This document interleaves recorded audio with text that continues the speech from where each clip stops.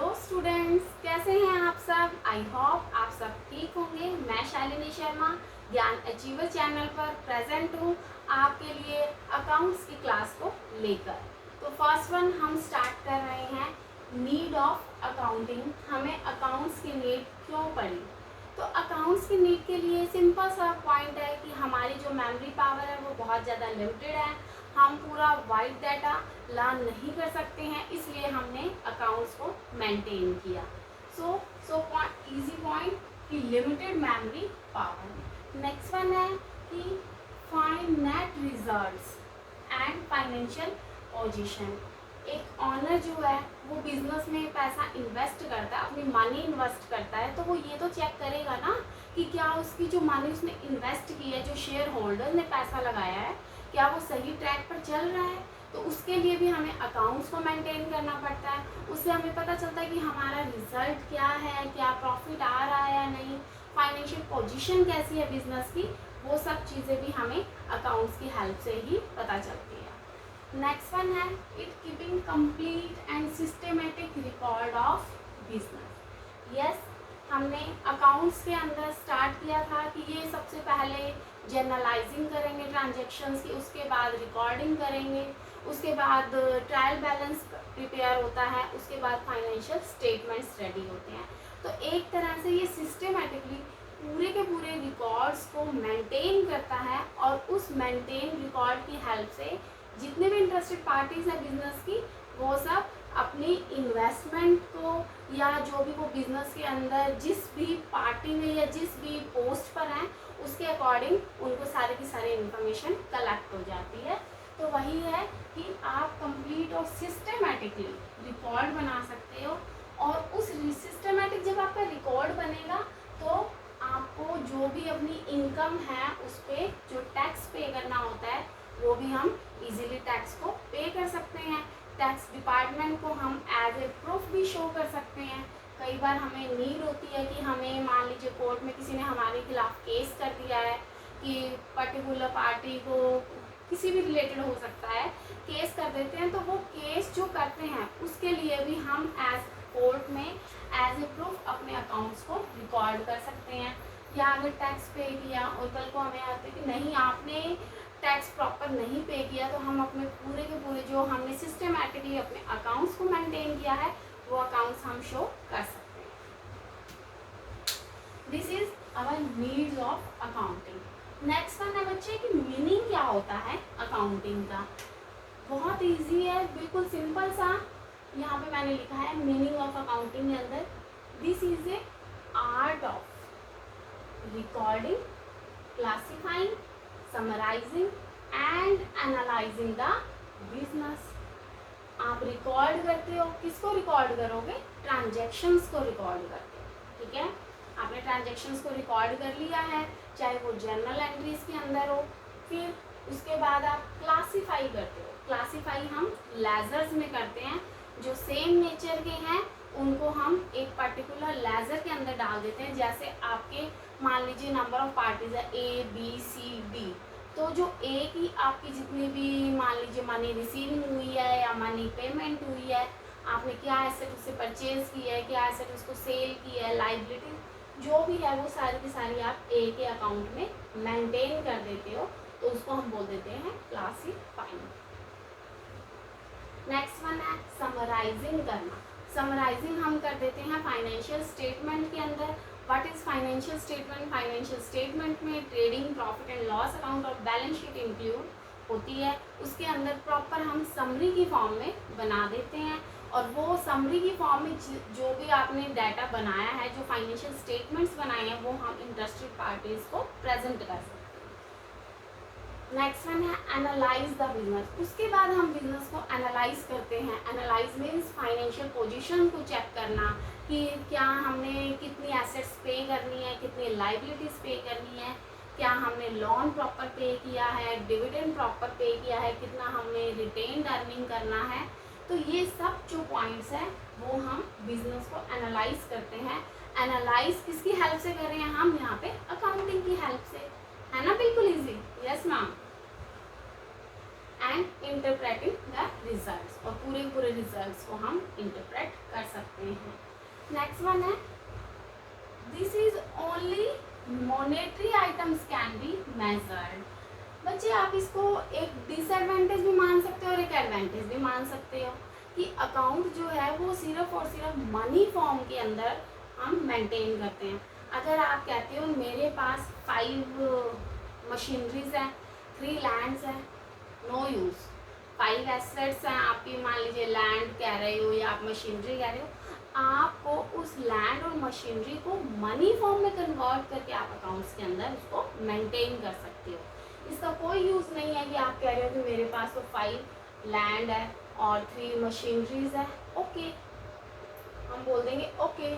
But अगर जब आप इस 5 लैंड्स को कन्वर्ट करते हो कि हमारे पास 5 करोड़ की लैंड है, 3 मशीन्स है, हमारे पास 30 लाख्स की मशीनरी, तो जो ये लैक्स करोड़ ये जो मॉनेटरी फॉर्म में आपने डाटा को डाला है वही अकाउंट्स में यूज हो सकता है। आई होप आपको नीड और मीनिंग समझ आ गया होगा। अब हम चलते हैं कि ऑब्जेक्टिव क्या है हमारी अकाउंटिंग का। तो बच्चे जो मेन ऑब्जेक्टिव है वो है provide desired information to owners as well as other interested parties.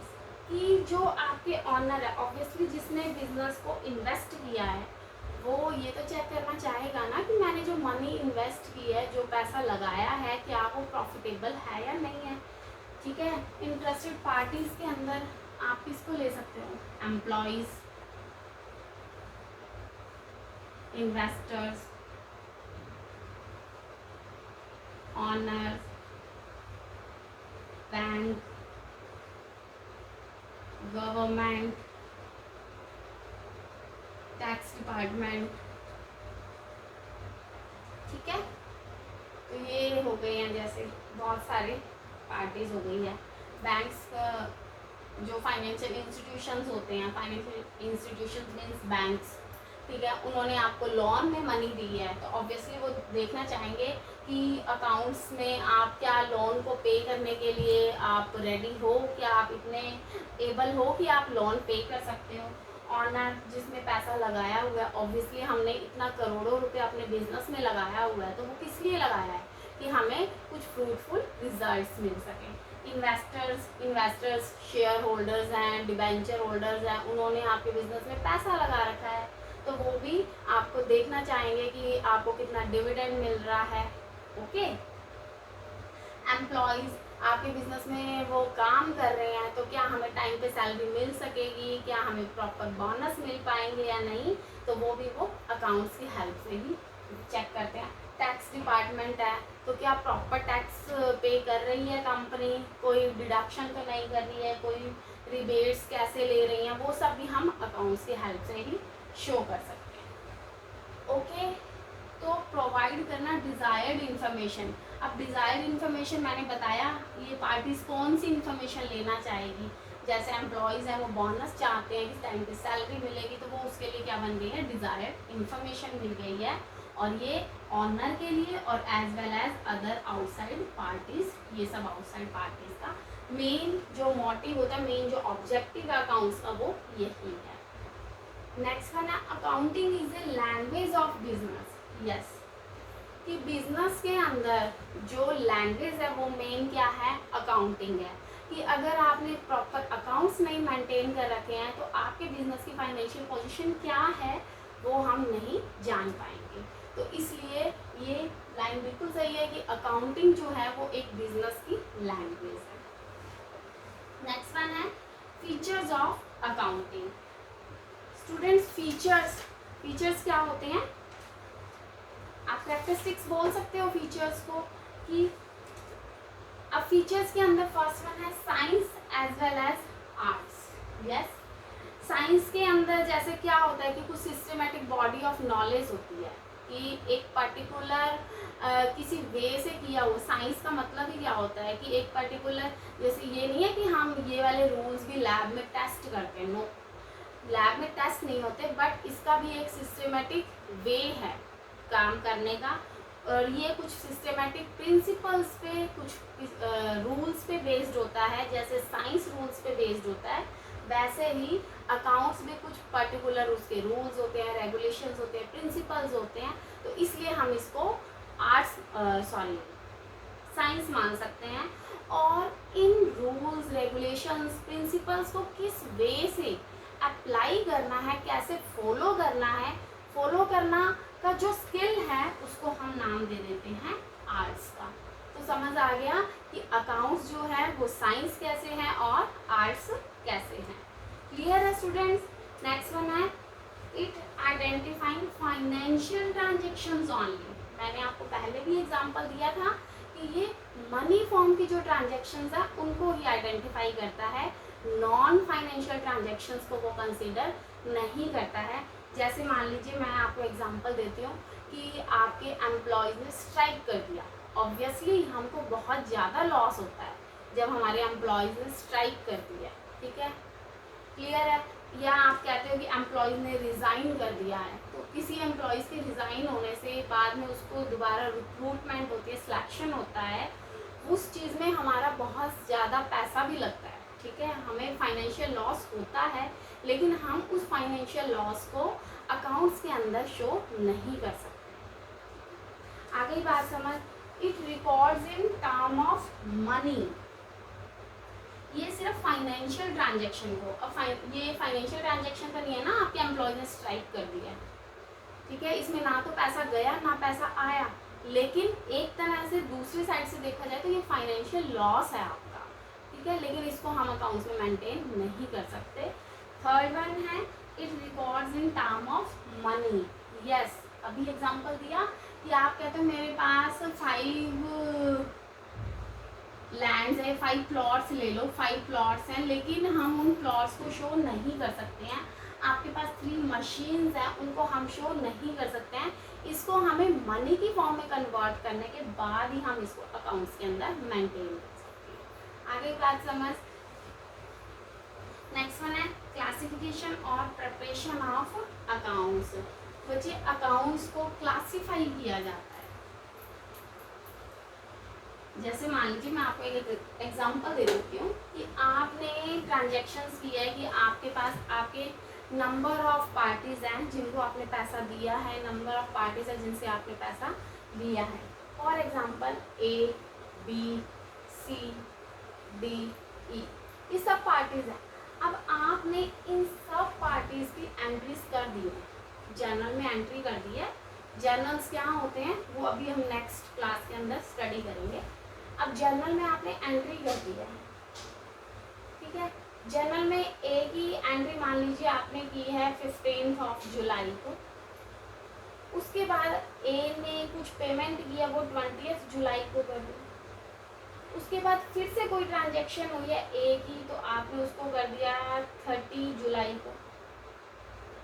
तो क्या हो रहा है, 16 को बी की हो गई है, 16 को फिर इधर बी की हो गई, 20 को सी की हो गई। तो ये तो सारा क्या हो गया है, मिक्स हो गया ना।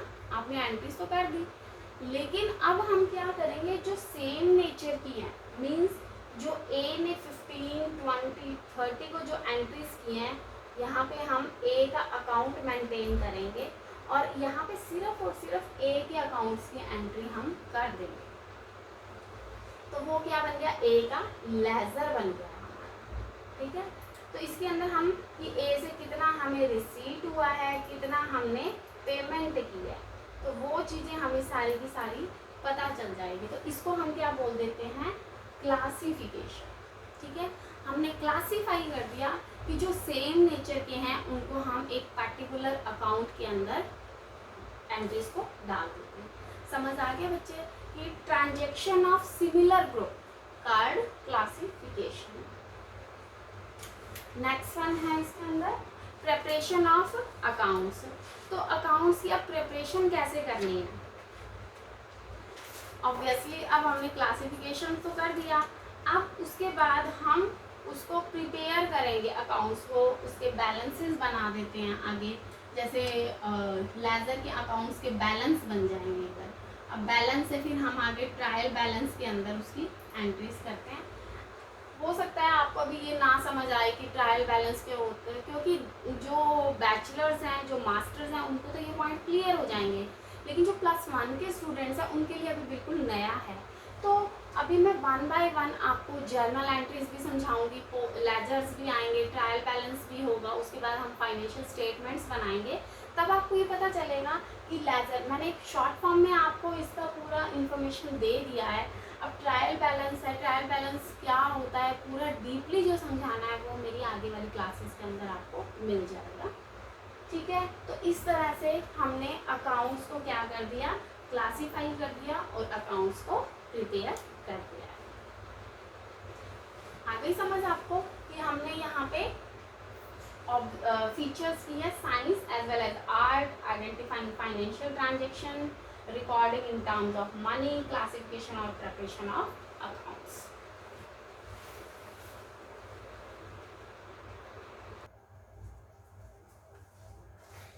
नेक्स्ट वन है अब हमारा समराइजिंग और कैलकुलेशन ऑफ फाइनल रिजल्ट्स, कि अब समराइज कैसे करते हैं फाइनल रिजल्ट्स की, कैलकुलेशन कैसे करते हैं। तो उसके अंदर फर्स्ट वन हमारी होती है सबसे पहले ट्रांजैक्शन। मैंने आपको बताई है कि ट्रांजैक्शंस एक्रूअल अकाउंटिंग ट्रांजैक्शंस भी होती हैं और कैश अकाउंटिंग ट्रांजैक्शंस भी होती हैं। तो फर्स्ट वन हमारे पास आती है ट्रांजैक्शन, उसके बाद हम एंट्रीज करते हैं जर्नल के अंदर। ठीक है, जर्नल से हम जाते हैं लेजर पर, लेजर से ट्रायल बैलेंस, ट्रायल बैलेंस से trading in profit and loss account, और फिर उससे हम जाते हैं बैलेंस शीट। अब ये क्या होता है हम इसके बारे में डिस्कस करेंगे। फर्स्ट वन है जर्नल एंट्रीज। बच्चे, जब आपका बिजनेस शॉर्ट स्केल का होता है, स्मॉल स्केल का होता है, तो स्मॉल स्केल में तो हम सीधा क्या करते हैं, जर्नल में एंट्रीज करते हैं। लिमिटेड एंट्रीज होती हैं हमारी तो हम जर्नल में कर देते हैं। लेकिन जब आपका लार्ज लेवल का है, हाई स्केल का बिजनेस है, तो फिर हम उसके अंदर सब्सिडरी बुक्स बना लेते हैं। सब्सिडरी क्या होती है कि जैसे कैश बुक है, कैश से रिलेटेड जितनी भी आइटम्स हैं वो हम कैश बुक में डाल देंगे। परचेज से जितनी भी रिलेटेड आइटम्स है वो सारी की सारी परचेज में, चाहे नंबर ऑफ पार्टीज हो, डिफरेंट पार्टीज है। उस जर्नल में तो क्या होता था कि मैंने आपको एग्जांपल दिया था, A B C D ये पार्टीज है, इन सभी पार्टीज की जर्नल में एंट्रीज कर दी। लेकिन उसमें purchase, sale, credit, purchase return, sale return, cash, सबकी एंट्रीज हो रही हैं। लेकिन मान लीजिए एक दिन में आपकी ज़्यादा से ज़्यादा 20-30 एंट्रीज हो रही है, स्मॉल स्केल का बिजनेस है, फिर तो हम जर्नल में कर देंगे। लेकिन आपकी एक दिन में 5000 के आसपास एंट्रीज जा रही हैं, तो बहुत ज़्यादा हो गई ना, तो उसके लिए फिर हम सब्सिडरी बुक्स करते हैं। जिसका बिजनेस लार्ज स्केल का होता है वो ज़्यादातर सब्सिडरी बुक्स यूज़ करते हैं। सब्सिडरी बुक में क्या होगा, कैश की जितनी भी आइटम्स है, चाहे वो A B C D कितनी भी पार्टीज है हमारी, उन सब की कैश में हो जाएगी। परचेज वालों की परचेज में, सेल्स बुक की सारी जो सेल से रिलेटेड है वो सारी सेल बुक में। अगर आपने परचेज किया और आपको कोई ड्यू टू एनी रीज़न हमने उसको रिटर्न कर दिया तो वो परचेज रिटर्न में हो जाएगा। नेक्स्ट वन सेल्स रिटर्न में। बिल्स रिसीवेबल्स की जो भी एंट्रीज है वो सारी BR बुक में। बिल्स पेबल की जितनी भी एंट्रीज हैं वो सारी बिल्स पेबल बुक में। और जो इसमें से किसी में भी ना आए वो हम जर्नल प्रॉपर में एंट्रीज कर देते हैं। एक मोस्ट इम्पॉर्टेंट है कि किसी भी बिजनेस के लिए ये कोई कंपल्सरी नहीं है कि ये सारी की सारी बुक्स को ही मेंटेन करे, वो आपके बिजनेस की नेचर पर डिपेंड करता है। आप इसमें से कुछ पर्टिकुलर 2-3 बुक्स भी ले सकते हो, जो आपकी नीड्स हैं उस नीड्स के अकॉर्डिंग आप इसमें चेंज कर सकते हो। ठीक है, कंपल्सरी नहीं कि सारी की सारी बुक्स हमने मेंटेन ही करनी है। ओके स्टूडेंट्स, उसके बाद अब हमने ये सेम बुक की, जैसे मैंने आपको बताया था कि कैश बुक की सारी एंट्रीज होगी। अब जो सेम ग्रुप है, जो सेम क्लासिफिकेशन जो अभी हमने पॉइंट किया है, वही कैश बुक की अब हम क्लासिफिकेशन करेंगे। कैश बुक में हमने A party, B party, C party, D party सबकी की। अब उसमें से जो A की है, A का हम एक प्रॉपर अकाउंट मेंटेन करेंगे, वो चीज़ हमने बना दी है लेजर्स के अंदर। क्लियर हो गया? Yes ma'am. तो लेजर के अंदर हमारे पास बैलेंसेस बनते हैं, उन बैलेंसेस की हेल्प से हम बनाते हैं ट्रायल बैलेंस। ट्रायल बैलेंस जो है वो एक्यूरेसी को चेक करने के लिए मेन यूज़ होता है कि जो हमने लेजर बनाए हैं क्या वो एक्यूरेट है या नहीं है, उसके लिए हमने ट्रायल बैलेंस बना दिया। ट्रायल बैलेंस के बाद हम trading and profit and loss account बनाते हैं। इससे हमें बिजनेस में नेट रिजल्ट्स मिलते हैं। नेट रिजल्ट्स मीन्स प्रॉफिट है या लॉस है बिजनेस के अंदर। और फिर हम बना लेते हैं हमारी बैलेंस शीट। बैलेंस शीट बनती है फाइनेंशियल पोजीशन को चेक करने के लिए। फाइनेंशियल पोजीशन में कि आपकी कितनी एसेट्स हैं, कितनी आपकी लाइबिलिटीज हैं, कैपिटल कितना है आपके पास, हार्ड कैश कितना है, शेयर होल्डर्स, ये सब चीज़ें जो है वो हमारी बैलेंस शीट के अंदर प्रेजेंट होती है। आई होप आपको समझ आया होगा ये वाला point, summarise and calculation of financial results. Next one है एनालाइज करना और इंटरप्रिटेशन करना। तो एनालाइज करेंगे कि किससे कितना पैसा आ रहा है, कितना देना है, आपको कितनी लोन की पेमेंट करनी है, और इंटरप्रिटेशन करते हैं बाय परसेंटेज, बाय रेशो। ठीक है, तो ये सब चीज़ें भी हम अकाउंटिंग के अंदर करेंगे। उसके बाद अब बिजनेस ने सारा कर तो लिया, अब हम उसको जितने भी इंटरेस्टेड पार्टीज हैं हमारी, whether it may be share holders, employees, financial institutions ले लीजिए आप, ठीक है, तो उन सब पार्टीज को आप कम्युनिकेशन कर देते हो, कम्युनिकेट कर देते हो। कम्युनिकेट मीन्स उनको बताते हो कि हमारे बिजनेस में as a comparison to last year हमारा इतना परसेंटेज इंक्रीमेंट हुआ है, हमारी पहले सेल्स इतने करोड़ की थी लेकिन अब वो रेशो बढ़कर इतने करोड़ की हो गई है। ठीक है, वो तो आपका फाइनेंशियल पोजीशन आपका शो करेगा बिजनेस का। तो इस तरह से आप कम्युनिकेट करते हो इंटरेस्टेड पार्टीज को, ताकि जो आपकी गुडविल है, आपकी क्रेडिबिलिटी है बिजनेस की, वो इंक्रीज हो जाती है। ठीक है, तो ये कम्युनिकेशन पॉइंट भी बहुत इम्पॉर्टेंट है। अब हमें कैसे पता चलता है कि एक पर्टिकुलर कंपनी, मान लीजिए टाटा है, रिलायंस है, ठीक है, तो ये कंपनीज कैसी फाइनेंशियल पोजीशन है इनकी, हम कहते हैं कि लास्ट टाइम से अब इतना परसेंट इनका मुनाफा बढ़ गया है। हम देखते हैं ना न्यूज़ चैनल के अंदर कि पर्टिकुलर कंपनी ने इतना परसेंट इंक्रीज किया है, पर्टिकुलर कंपनी ने अपने एम्प्लॉयज़ को इतना परसेंट बोनस दिया है। तो ये सब चीज़ें हम अपने फाइनेंशियल स्टेटमेंट से एनालाइज करते हैं और उसके बाद हम कम्युनिकेट करते हैं। ठीक है, तो ये आज की हमारी फर्स्ट क्लास हो गई है अकाउंटिंग की। अब मैं आपके सामने नेक्स्ट क्लास के अंदर आपको इससे एक्स्ट्रा और पॉइंट्स करेंगे, जैसे कि बुक कीपिंग क्या है, डिफरेंसेस क्या है बुक कीपिंग और अकाउंट्स के। तो अब हम मिलते हैं आपसे नेक्स्ट क्लास के साथ। तो बच्चे प्लीज़ आप कमेंट बॉक्स के अंदर मुझे बताइए कि आपको मेरी क्लासेस कैसी लग रही हैं, and like, subscribe and share my channel. Thank you so much, stay blessed.